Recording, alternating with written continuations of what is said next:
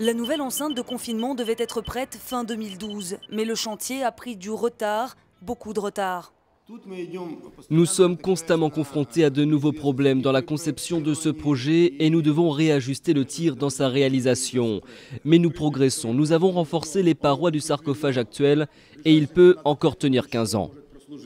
Pourtant, il reste des fissures. Les façades sont percées de trous qui laissent s'échapper des poussières radioactives, sans parler de la cheminée qui menace de s'effondrer. Ici, à 300 mètres du réacteur numéro 4, le taux de radioactivité est toujours bien plus élevé que la normale. Alors même si la direction du site assure que tout va bien, que la situation est sous contrôle, le temps presse pour construire cette nouvelle enceinte de confinement, cette nouvelle arche, comme on l'appelle ici. Et cette nouvelle arche, la voici en image de synthèse, bien sûr. La structure est pharaonique, 100 mètres de haut, 250 mètres de large. Mais une fois installée, elle risque de rendre plus difficile l'accès au réacteur. Pour cet expert en sécurité nucléaire, elle ne règle pas non plus le problème des déchets radioactifs, toujours bloqués à l'intérieur. La nouvelle structure ne protégera en rien des radiations émises par l'ancienne. En plus, les parois de cette nouvelle arche vont être salies très vite par les poussières radioactives. Il faudra sans cesse le réparer.